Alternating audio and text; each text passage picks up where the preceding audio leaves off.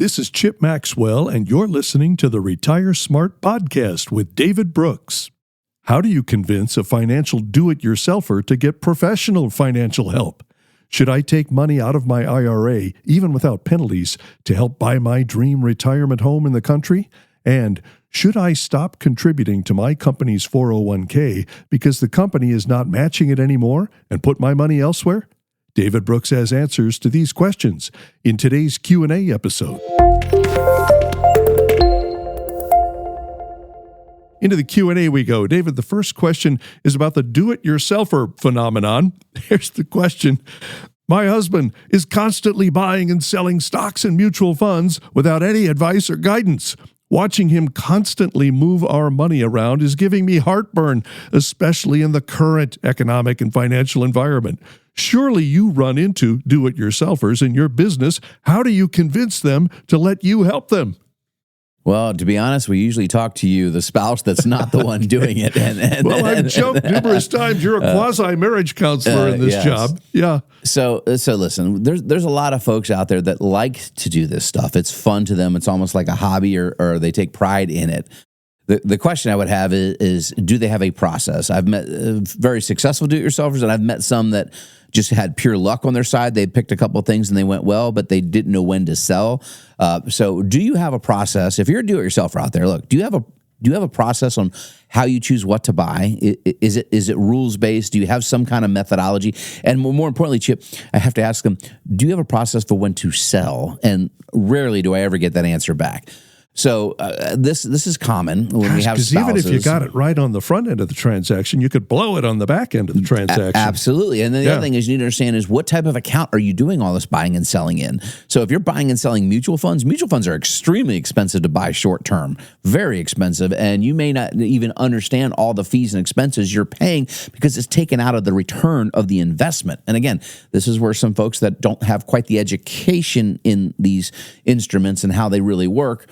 So I can understand this point, but I would just tell you, there's nothing wrong with if somebody wants to have the fun money account, if you will, but to do this with your life savings is typically a mistake. We would not tell an attorney to represent himself. We would not recommend a surgeon operate on himself, right? You need to get counsel and advice. Even me, when I invest my own dollars, I go get other people's counsel and advice because there's no emotion involved for them with my money. Just like I don't have any emotion involved or tied to our clients' money. So it's a great point, but typically, if the spouse were to ask, listen, can you let a professional handle at least half of our assets? That may be a conversation you should have with your spouse. We're here if you want, but you should talk to somebody.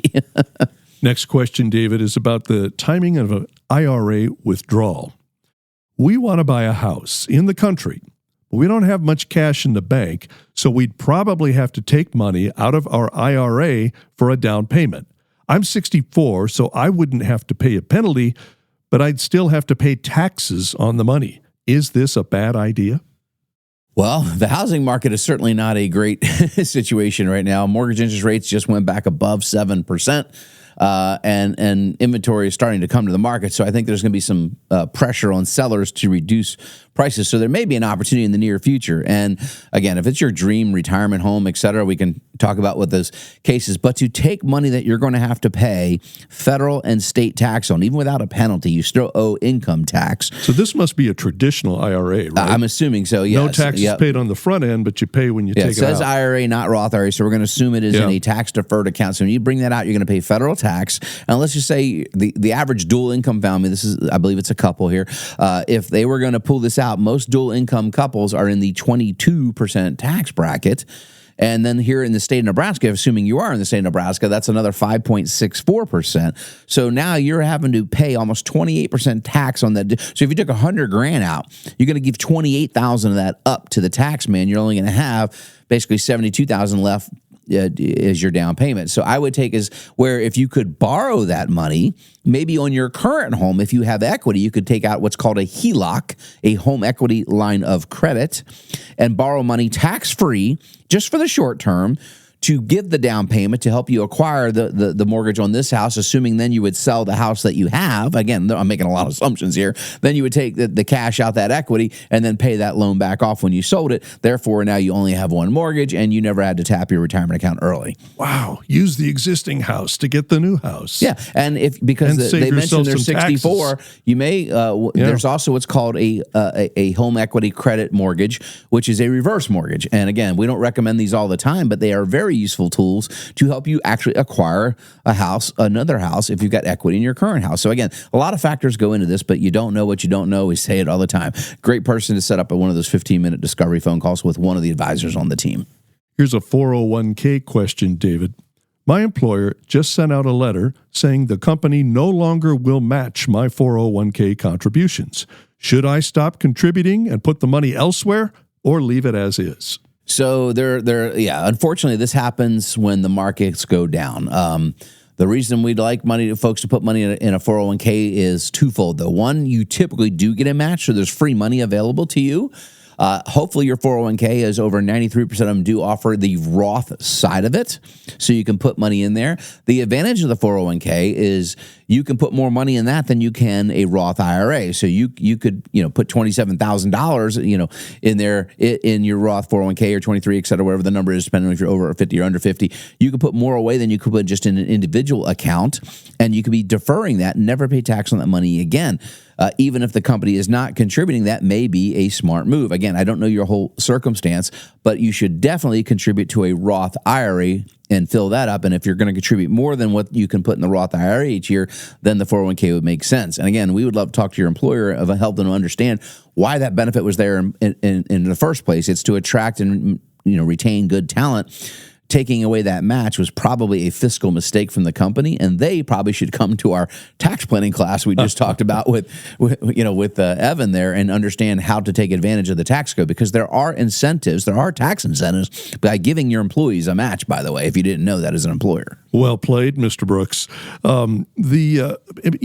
This strikes me, so many of our questions, it boils down to there's not a one-size-fits-all answer for these questions. That's why, if not us, find somebody to visit with and bounce these scenarios off of to help you clarify what the best option is for you. And that's why we talk about with the SMART plan is 5 key areas. But every decision you make in one area has both intended consequences. You're doing something for a reason, but it has unintended consequences that ripple over into the other areas. And if you don't put all that together, you could do more damage than good, even though you think you're making a great decision. And we see this all the time.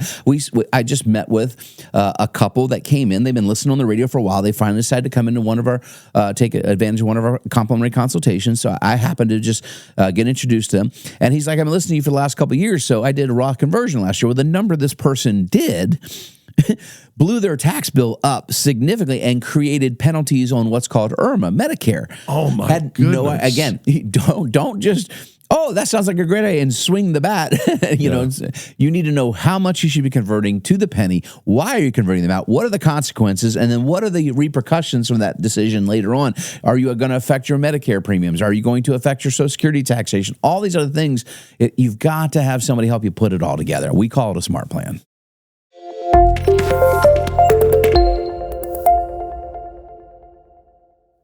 Thank you for listening to the Retire Smart podcast with David Brooks.